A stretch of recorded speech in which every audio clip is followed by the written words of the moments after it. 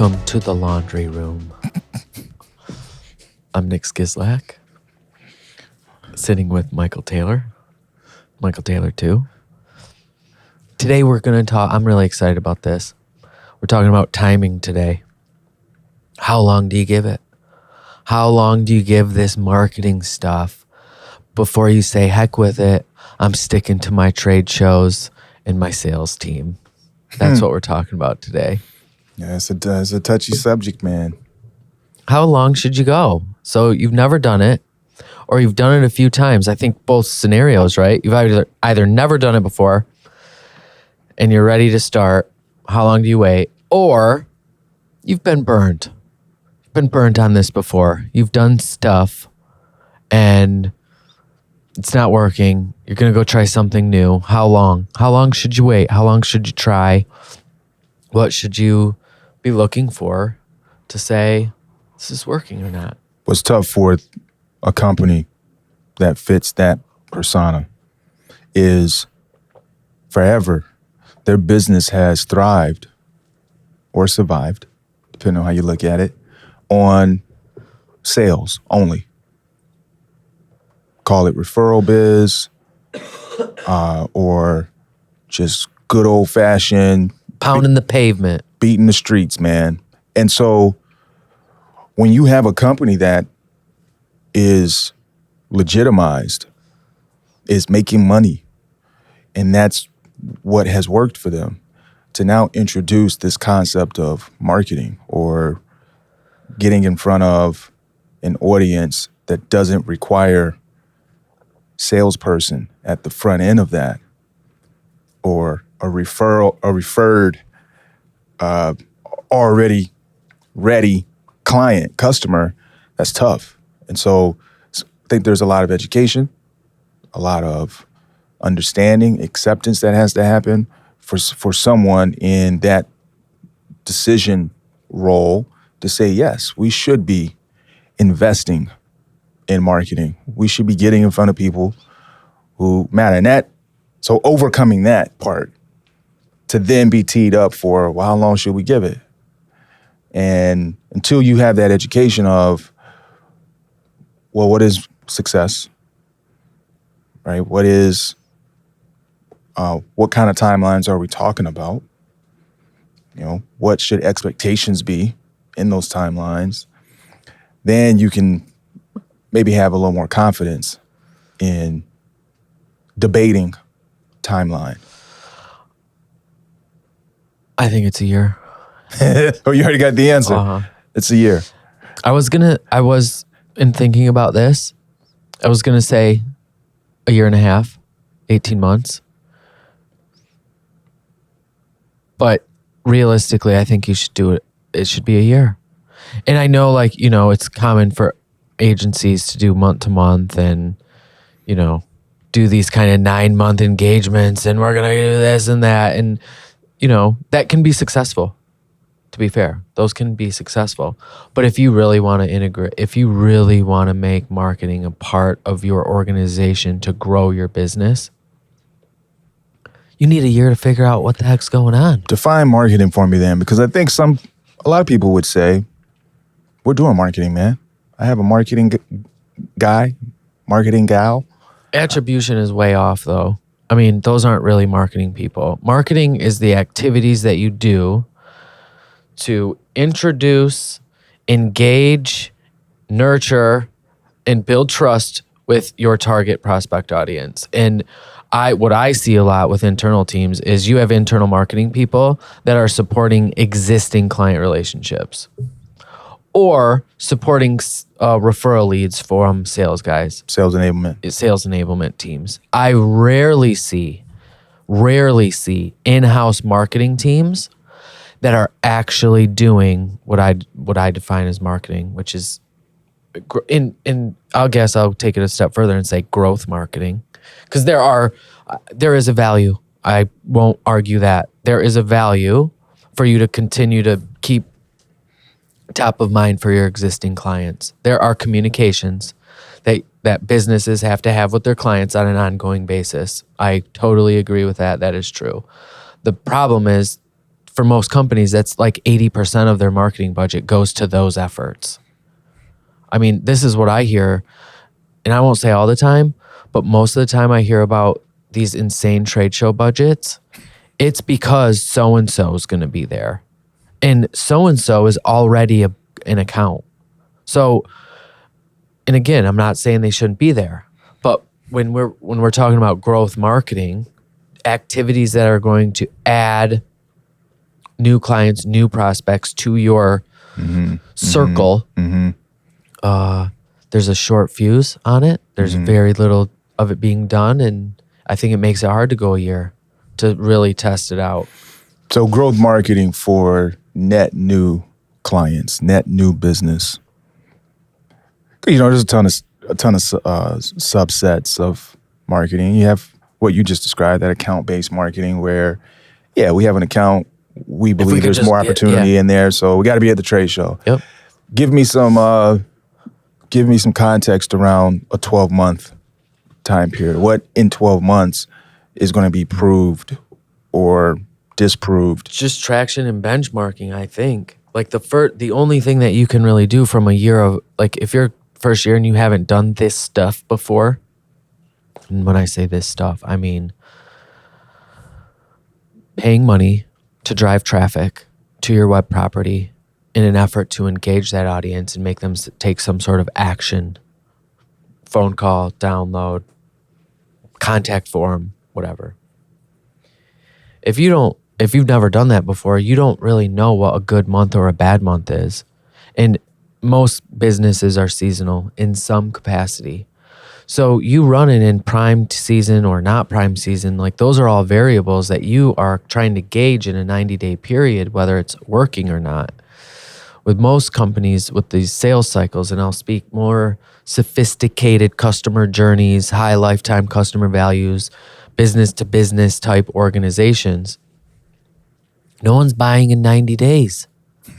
So for you to judge whether marketing's working or not in 90 days is not a good move. This was one of the videos that we want to redo. We talked about this. Hey, do you go with an agency that makes you lock in for a year? Or do you want to go with an agency that goes month to month? Well, most people would probably answer month to month. If they're not proving if they're not proving it and this isn't working, I want to be able to quit immediately. Well, that feels good for the client, but it certainly doesn't incentivize the agency to look at your business from a long-term perspective. If I'm on month to month with you, am I going to go an extra mile to make this better, to make this bigger, to think about your business in 24 or 36 months from now? Probably not. So getting on a longer term engagement, like really understanding what are you willing to invest to do what? And there's the second part. Most guys that come in don't really have a goal. Yeah. They don't really know what they want to get out of it. And they don't know what a cost per acquisition is either. Those are important numbers that all come into timing. How long does it take to close a piece of biz? We'll ask. Oh, our sales guys are great. Or this is the most common. Oh, sometimes it's like 2 weeks. Other times it could be a month. Well, when that's referral biz, that's short close time, man. When it's independent online buyer, B2B buyer shopping you up against 3 other competitors in a pain-aware phase, not solution seeking yet, just doing research, those could be months. And that's the piece that a lot of folks don't know. They're not up on that. And to be able to put a value to that is really difficult. They want to see closed biz. And if you're looking for closed biz, but you got a 90-day buying cycle, running a 6-month campaign probably isn't the best sample or test to run to see if this is going to be valuable for you. Give some of the considerations for why 12 months would make sense when trying to put up quantifiable return on marketing. Things like acquisition costs, lifetime customer value is one that we talk a lot about with our clients. How long are you keeping a new piece of biz? for us, if there's an engagement with us that is, let's just say 6 months, let's say 8 months for simple thing. Client comes and they want to do all these things. They want growth marketing. They're looking for new clients. They want to grow their business through new client acquisition, and they think marketing is going to help them do that. The first couple months that we work with them, they are not in market. We're not running ads. We don't have new emails going out. We don't have a new website to send people. Like, we're just doing work. So there's 3 months, call it. There's 3 months gone. So now you got, in our, what do we say, 8-month engagement, we have 5 months left. And that's where our media is going to start, right? We're going to start running ads. We're going to start driving traffic and trying to get people to take action on our website. Well, the first 2 months of us running any media for the first time are going to be our worst. We're going to be the worst at it. Anybody really is. I mean, not just us, but if you're benchmarking a new audience with your messaging, the first 2 months that you run it, you're going to learn a lot of stuff. So, all right, now we're down to 90 days. Now we have 3 months left of this 8-month engagement that we learned a thing or two in the first 2 months, and we're going to try to implement those changes in the last 90 days. Now, we've been able to do a good job of optimizing in those first 2 months, or those, month 4 and month 5. Now we have month 6, 7th, and 8th to really show them what we can do. Well, even during that period, any leads that we generate in month 7 and 8 probably aren't going to come to fruition until month 9, 10, 11, 12 maybe. And with a short-term engagement, it'd be really hard to validate not validate. What am I looking for? Attribute your investment to your outcomes unless you had a runway of at least 6 months after you ran it. Mm-hmm. So I get caught on the year and a half because, hey, a year is a good enough time for you to say, all right, here's what I put into it. 80% of my results came in the last, we see this all the time, Mike. 80% of the results come in the last 20% of the timeline. Yep. So all that work that we did really on month 7 and 8, that's where we start seeing ramp up that snowball effect. And that's, with SEO, with us getting better at buying ads, with us having a better understanding of what users are doing when they come to your website, we can learn all that stuff and really start seeing momentum. And if you stop at that point, well, this ain't working. That's what I think, like that 9 month or, we're going to go try something else. And it's an attitude of being interested rather than committed. Sticking to it is what you had said in the last episode of sticking to this. That is so important to seeing success. You have to see it through, because I think ultimately, marketing, I want to say it will always work. Like, it will always work. The only problem is you have to go through iterations and testing and tweaking to make it work. So if you're not willing to put in that 12 month of pain, call it 9 month of pain to do that, I think you're rolling. It's a dice roll for sure. Yeah. I instantly go to the client side. Like, how does a internal decision maker get on that bandwagon of committed to investing in marketing? And I think the majority of it is defining success.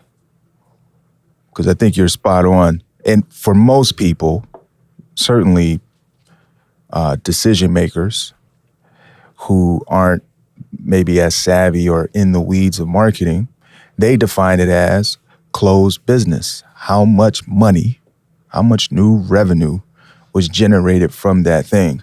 And that can't be the only KPI that you're looking at.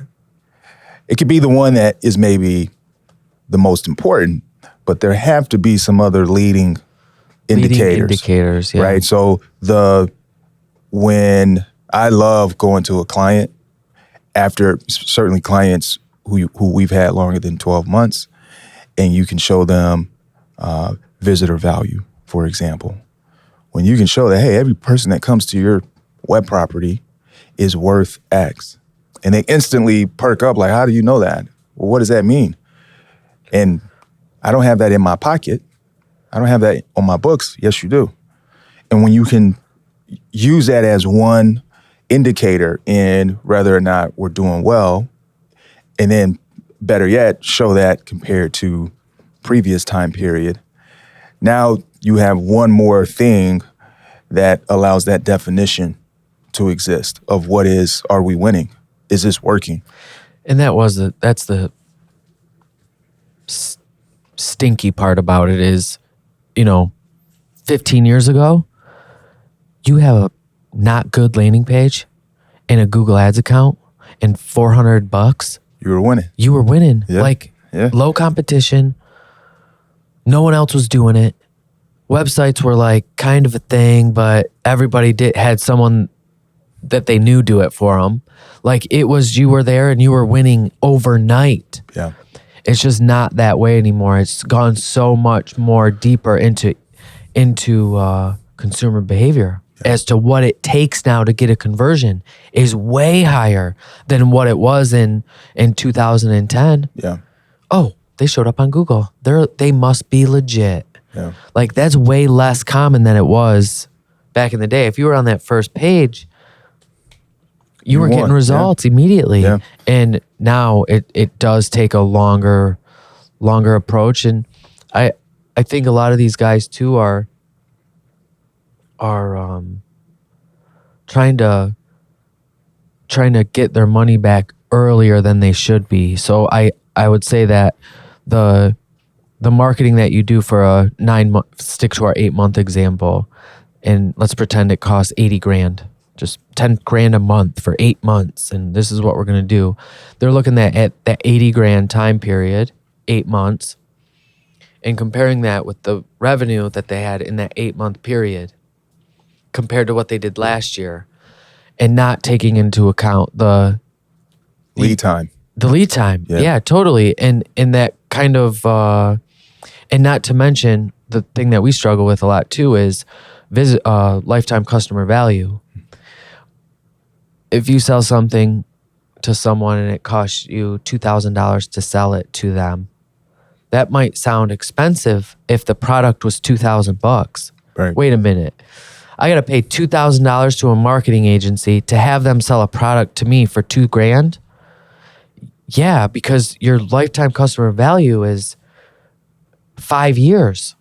They're going to pay you $2,000 a year every year for your service. So this $2,000 that you made right now, cool, you broke even on your marketing. You've just acquired a new customer and your lifetime customer value is $80,000. What is $2,000 a year for 5 years? Is $10,000. All right, now you have something.